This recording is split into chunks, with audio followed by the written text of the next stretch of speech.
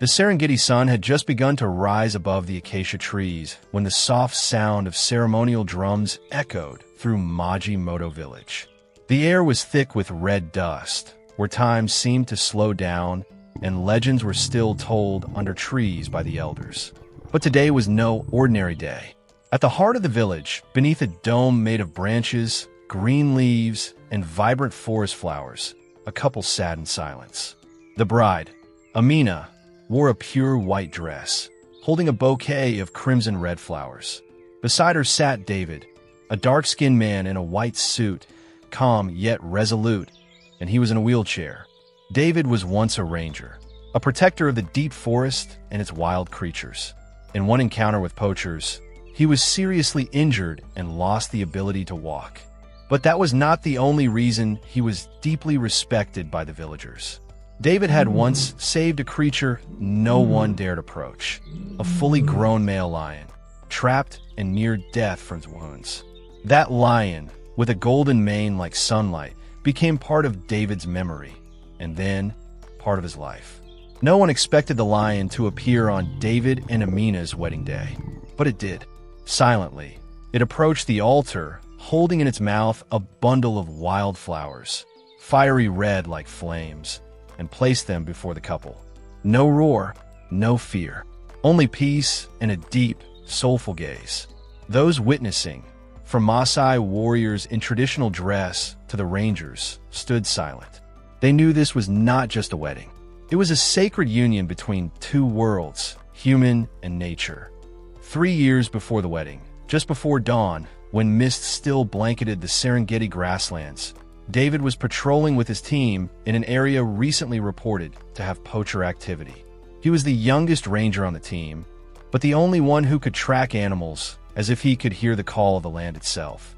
That morning, he noticed something unusual: large footprints, not from elephants or antelope, but from a lion. Yet they were uneven, as if the animal was limping in pain. David separated from the group and followed the tracks alone. Then he found it, a large male lion, its mane glowing like the sunset, trapped in a steel cable snare. Its front leg was bleeding heavily. Its eyes, wild with pain and fear, locked onto David's. But it didn't roar. It didn't swipe. It just stared as if pleading. David knelt, his heart racing, not from fear but from guilt. It was humans, him included, who allowed these traps to exist. In the lion's eyes, he saw not just pain, but its last hope. No gloves, no tranquilizers, just a sharp knife, courage, and all the compassion he had. He moved in. The lion didn't budge. David cut the cable. Blood flowed. He used his shirt to temporarily bandage the leg and called for help.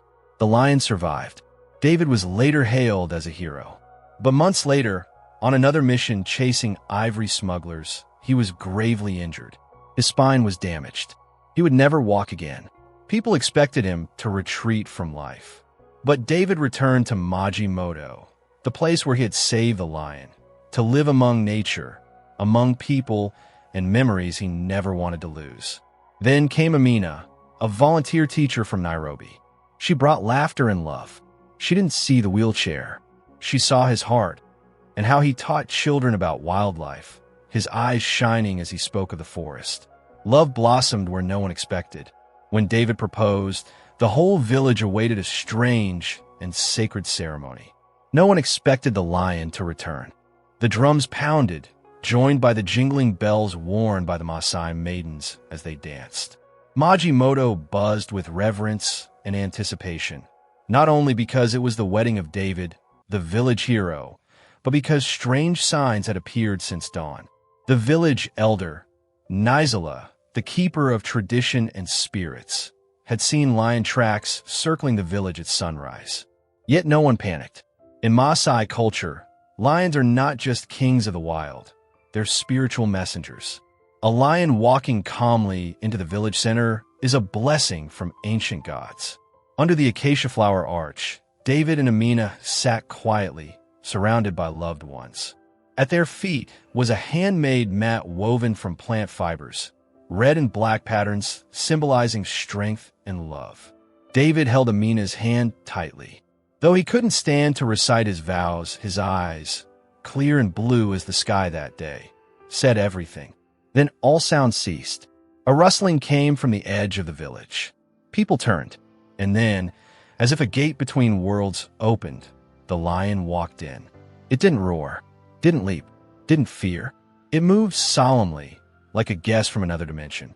In its mouth was a wildflower bouquet, red as blood, earth and fire, a rare dry season flower. No one dared breathe, but David smiled, his eyes lit like a child's. He knew it was him, the same lion, the one who once looked at him as a lifeline in despair. And now, it brought a gift, like a friend, a witness, a blessing from the deep forest. David nodded. The lion stopped before the altar, laid the flowers down, and looked at Amina with a gentleness that stunned everyone. The bride, in tears, bowed slightly before the majestic creature, now standing as a living symbol. An elder stepped forward and spoke in a solemn tone. This is no longer a wedding of humans alone. This is the union of nature and heart, of souls brave enough to love and believe. Majimoto has not seen such sacredness in generations. No one objected. No one feared. The children held hands, eyes wide with wonder. The elders adorned David and Amina with traditional necklaces, offering them charms for their journey ahead. The lion lay beside the altar, silent like a guardian. It stayed through the entire ceremony. When David reached for the flowers, the lion closed its eyes gently, as if in approval. And when Amina gave her vows, she turned to the lion and said, "Thank you for believing in this man, even when he doubted himself. Thank you for returning to remind him that love and courage never fade." A drumbeat rang, and the village sang an ancient song, Simba na Moyo, the lion and the heart. After the sacred ceremony, with the golden Serengeti sun casting long shadows, the wedding feast began, not in Western style, but in rhythm with this land. Maasai warriors danced the Idimu around the fire, their feet leaping skyward, throats echoing ancient chants. Village women sang blessings, their voices blending with drums and jingling bracelets. The air was filled with roasted meat, wild honey, and herbal aromas. David sat in a circle of family and friends, never letting go of Amina's hand. There was no sorrow in their eyes, no shame, only each other, and a feeling greater than themselves, that they were part of a timeless moment where humans and nature were no longer divided. The lion still lay beside the wedding mat, silent like an honored guest. Children crept near. Some dared to gently touch its mane. No one stopped them. It was no longer seen as a beast, but a symbol, a being of survival and rebirth. After the feast, as torches lit the village, David requested one final moment outside with the lion. Amina and the elders pushed his wheelchair to the forest's edge, where grasslands stretched forever. The lion walked ahead, not in haste, not looking back. It knew, tonight, it would return. David signaled for everyone to leave. Just him and the lion remained. He stared at it, then spoke. "You know I can't follow you anymore, don't you?"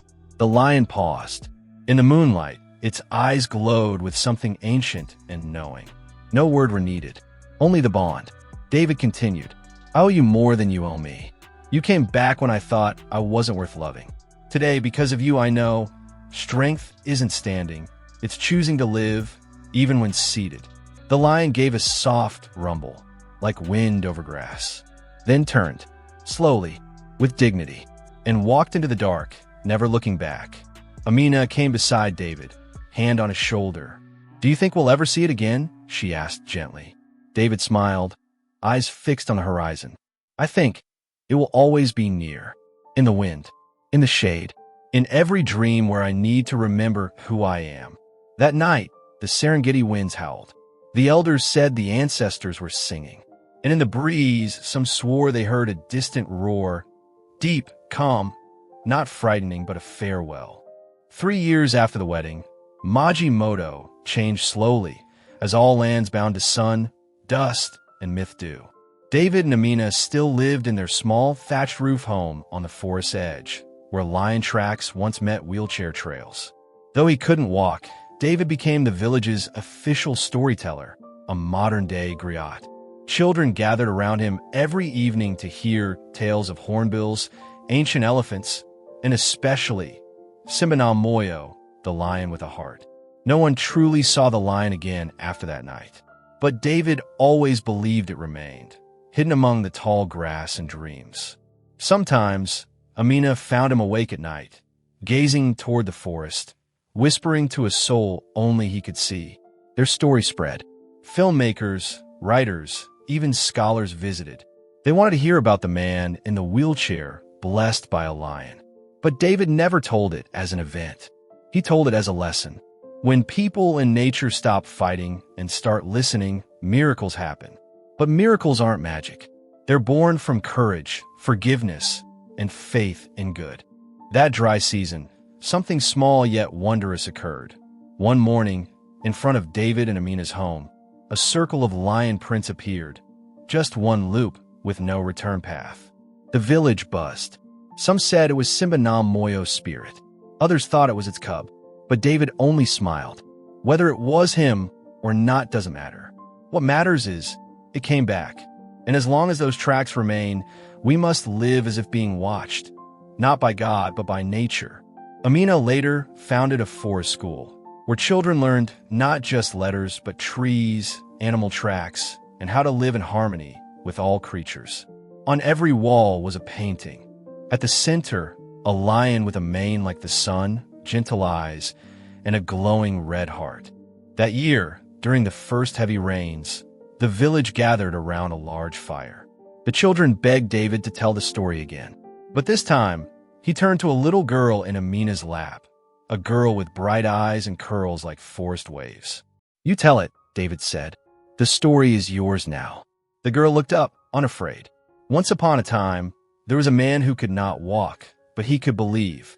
A woman who had no wings, but knew how to wait. And a lion who didn't speak, but knew how to love. They met under the Serengeti sun, where ancestors sent wind as a blessing, and wildflowers bloomed when love was true. And from that day, the heart of man and beast beat no longer apart. The adults clapped, the children cheered, and David, with eyes lined by time, closed them, resting his head on Amina's shoulder. That night, from the deep forest, a distant roar echoed, low, warm, and full of love.